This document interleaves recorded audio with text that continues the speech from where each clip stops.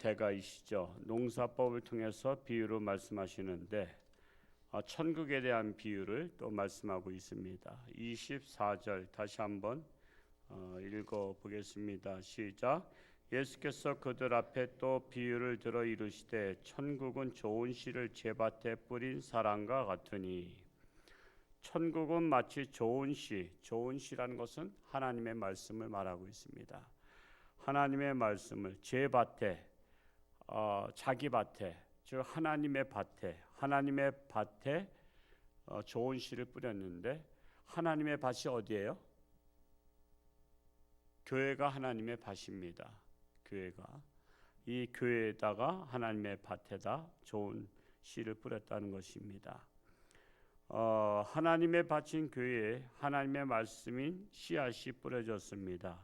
그런데 똑같은 말씀인데도 길가밭 같은 신자, 돌짝밭 같은 신자, 가시덤불밭 같은 신자는 신앙이 자라지 않는 거예요. 신앙이. 그런데 옥토밭 같은 신자는 그 말씀을 들어도 신앙이 쑥쑥 자라는 것을 말씀하고 있습니다. 이어서 25절과 26절 읽어볼까요? 시작. 사람들이 잘 때에 그 원수가 와서 곡식 가운데 가라지를 덧뿌리고 갔더니 싹이 나고 결실할 때에 가라지도 보이거늘. 여기서 원수는 누구죠? 사탄을 말하고 있습니다. 사탄이 곡식 같은 하나님의 사람들 속에 가라지 같은 이단이나 그 외에 교회를 훼손시키는 자들을 심어 놓는다는 것입니다. 요즘에 이단들이 교회까지 들어와서 1년, 2년, 3년 동안 가만히 충성한대잖아요. 그러면 또 교회는 또 다 좋은 줄 알잖아요.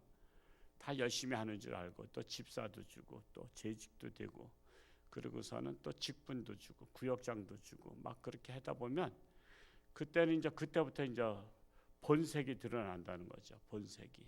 그래가지고 여기보다 더 좋은 데 있는데 그걸로 가자고 해서 집단적으로 끌고 가기도 해요.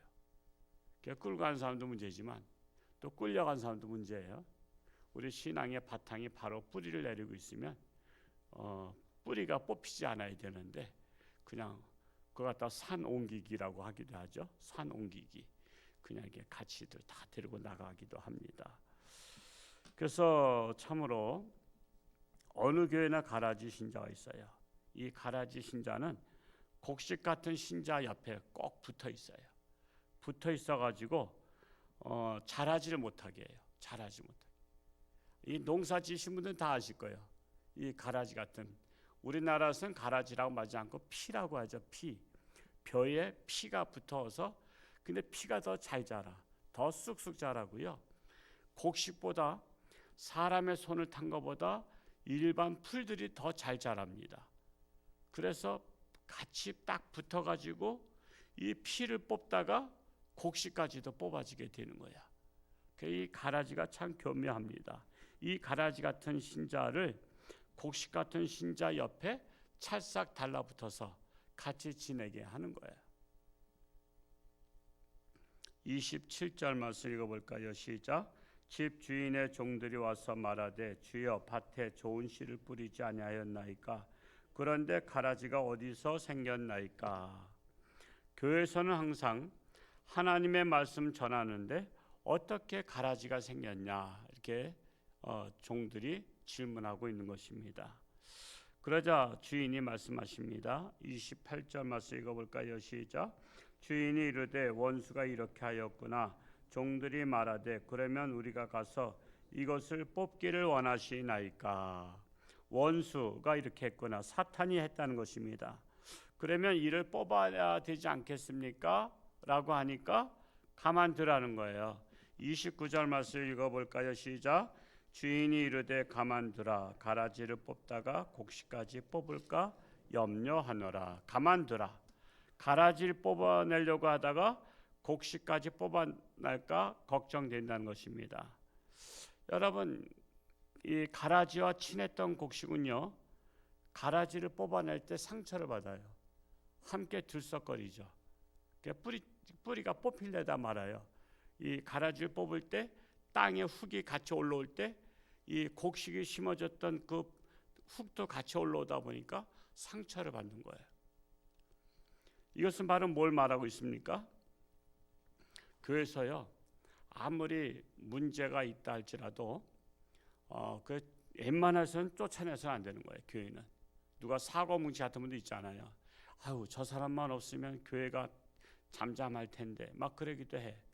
근데요, 그들을 우리는 가라지 신자처럼 보이지만 그들이 다 고침을 받아야 될 대상이잖아요.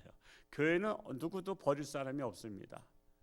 찌그러운 밤송이 같아도 버릴 수 없습니다. 다 교회는 다 이 사람 저 사람, 세상에서 볼 때는 별 볼일 없는 사람도 교회 와서 새 사람 되면 하나님이 크게 들어쓰신다. 여러분, 성자 중에 어거스틴 같은 경우는요, 17살에 아들 낳았어요. 사생자, 술집 여자랑. 그러니까 술집 여자가 술 파는 여자가 애를 데리고 술을 못 파니까 그 어거스틴한테 줬어요. 당신 아들이니까 당신 데리고 살아라. 그래가지고 17살짜리가 지금 17살이면 몇 학년이죠? 고등학교 1학년 아니야. 고등학교 1학년 정도. 지금 애들 얼마나 어려요? 고등학교 1학년 애잖아요, 애. 근데 얘는 또 그 어거스틴은 자기 아들이니까 데리고 다니면서 계속 방황했어요. 언제까지? 30살까지. 그의 어머니 모니카가 15년 이상, 17살에 사세가 났으니까 그 전부터 타락했다는 거 아니에요. 13살 때부터. 그러니까 15년 이상을 눈물로 기도했어요. 근데 하나님께서 어머니의 기도를 들어주신 거야. 그래서 그가 성자가 된 거 아니에요. 성자, 성 어거스틴. 그러니까 세상에는 별 볼 일 없고 쓰레기 같은 인간일지라도 하나님의 손에 들리면 새 사람 될 수 있다. 그래서 교회는 이 사람 골치 아파, 이 사람 쫓아내고 저 사람 쫓아내고 그러면 남을 사람이 별로 없어요. 우리는 그들을 하나님께서 보낸 줄 아시고 우리는 그들을 잘 변화될 수 있도록, 가라지가 변하여 곡식이 될 수 있도록, 물이 변하여 포도주 될 수 있도록 우리는 그 역할을 해야 돼요. 여러분, 병원도 큰 병원과 작은 병원의 차이가 있죠. 큰 병 걸린 사람 작은 병원서 받아요? 아니면 다른 데로 가라 그래요? 다른 데로 가라 그래. 자기는 장비가 없다는 거야. 그래서 큰 병원 가서 고치라 그래요. 그러니까 큰 병원은 그런 게 다 갖춰져 있다고. 교회도 마찬가지야. 교회가 건물이 큰 게 아니라 큰 교회 역할을 하는 데는 다 받아들여. 근데 작은 교회 같은 좁은 교회는 이 사람도 못 받고 저 사람도 못 받고 이것저것 다 빼니까 그냥 우리끼리만, 그러니까 10명 20명이서 그냥 맨날 그냥 목회자와 성도 간은 또 시각이 다른 게 있어. 우리끼리 좋다 이거야. 우리 교회도요, 저희 처음에 왔을 때 10명인데 교회가 이제 전도하고 그러니까 20명 30명 40명 되니까 그 우리 교회를 지키던 분들이 옛날이 좋았다래. 옛날이. 잠깐만 그 얘기를 하셔. 그리고 새로 오신 분들이 또 구역장이 되고 막 여성계 회장 되고 막 그러니까 처음 오신 분들이 방황을 하더라고. 옛날에는 목사님이 우리들에게 관심 가졌는데 지금은 우리들한테 관심 없고 새로 오신 분한테 관심 있다고. 근데 새로 오신 분에게 관심 있는 거 맞잖아요. 그들이 적응하게 할 수 있도록. 그게 정말 옛날이 좋았다 그래. 옛날이 좋았다. 그게 결국 다 그냥 떠나. 그래서 저에게 제 올 때 있던 분이 한 분도 안 계신 거야. 다 떠난 거야. 그러면 옛날에 뭐가 좋아? 목사님 맨날 거지 목사 만들어가지고 미자리 교회 돼가지고 목사님 사례비도 못 주고 딴 데서 얻어먹게 만들고 그게 뭐 좋은 거야? 우리끼리 좋았대. 우리는 그러면 안 돼요. 우리 홍천주와 함께 우리끼리 좋으면 안 돼요. 다른 분들한테도 좋아야 돼요. 새로 오신 분한테도 좋아야 돼요. 다른 교회한테도 좋아야 되고 홍천주와 함께는 만인의 사랑을 받는 교회가 되어야 돼요. 그러려면 만인을 사랑해야 돼요.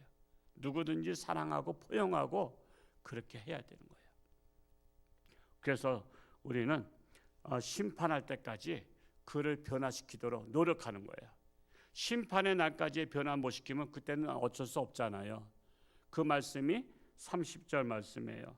우리 30절 말씀 읽어볼까요? 시작. 둘 다 추수 때까지 함께 자라게 두라. 추수 때에 내가 추수꾼들에게 말하기를 가라지는 먼저 거두어 불사르게 단으로 묶고 곡식은 모아 내 곡간에 넣으리라 하니라. 결국 추수 때까지 그냥 두라는 거예요. 심판의 때, 추수 때는 심판의 때인데 가라지는 먼저 심판을 받고 곡식은 모아서 곡간에, 즉 천국에 이렇게 두게 한다는 것입니다. 그래서 결론적으로 교회는 곡식 같은 신자와 가라지 같은 신자가 공존하고 있는 것입니다. 그럼에도 불구하고 우리는 가라지 같은 신자도 하나님께서 손대시면 곡식 같은 신자가 될 줄 믿습니다 하면서 우리는 그들을 위해서도 기도해서 이단이 왔을지라도 이단도 하나님의 말씀에 귀가 열려서 변화받고 올바른 기독교인 될 수 있도록 이런 사명을 감당하고 자꾸만 이렇게 힘들어하는 분들 있잖아요. 자꾸만 같은 선교회, 같은 교구에 있으면서 선교 활동도 제대로 안 하고 구역 활동도 제대로 안 하면 자꾸만 이 사람 빼달라고 그러는데 빼는 게 능사는 아니야. 이런 사람. 집에 병든 자식이 있다고 얘는 좀 그냥 없으면 좋겠다 그러면 되겠어요? 병든 자식한테 더 정성을 들이듯이 그게 병든 신앙이잖아요. 선교에도 적응 못하고 구역에도 적응 못하는 자들을 병든 신앙인을 우리가 한번 고쳐보자 하고 빼려고 해도 우리는 이 사람을 더 1년만 더 주세요. 우리가 한번 기도해서 변화시켜 보겠습니다. 이런 마음의 자세가 중요한 거예요. 그래서 여러분 제가 매달 선교 보고를 받으면 이게 뭐 활동도 안 하고 회비도 안 내고 이런 사람들 다 그냥 다 인간적인 마음으로는 저도 그냥 다 빼고 싶지만 신앙으로는 그게 아니란 말이야. 그런 자들을 잃은 자를 찾는 것이 목자의 사명이잖아. 그러니까 우리 홍천유한교회 일단 등록했던 분들은 여러분 보실 때 답답하고 시원찮아도 하나님께서 내게 주신 사명이라 생각하고 그들을 위해서 기도하고 사랑하고 관심을 갖고 돌아볼 수 있기를 축복합니다. 어제 여전도의 지역회 열심히들 봉사해서 너무나 감사합니다. 은혜 가운데 잘 마치게 된 거 감사합니다. 기도하겠습니다. 할렐루야. 고맙고 감사하신 아버지 하나님, 오늘도 새날 주시니 감사합니다. 오늘 하루도 하나님과 동행하며 승리하는 복된 날 되게 하시고 누구를 만나든 어디를 가든 그리스도의 향기를 바라는 자가 되기를 원합니다. 우리 홍천주안교회가 곡간 같은 교회가 되어서 가라지 같은 신자일지라도 그들을 하나님은 능치 못하심이 없사오니 변화시킬 줄로 믿습니다. 그래서 가라지 같은 신자가 들어와서 변화받고 새로운 신자가 되며 이단들이 들어와서 새롭게 변화받고 올바른 신앙이 되는 하나님의 축복의 역사가 홍천주안교회에 일어나게 하여 주옵소서. 이 시간도 귀한 감사함을 드렸습니다. 늘 감사가 넘치게 하여 주옵소서. 감사드리며 예수님의 이름으로 축복하며 기도하옵나이다. 아멘.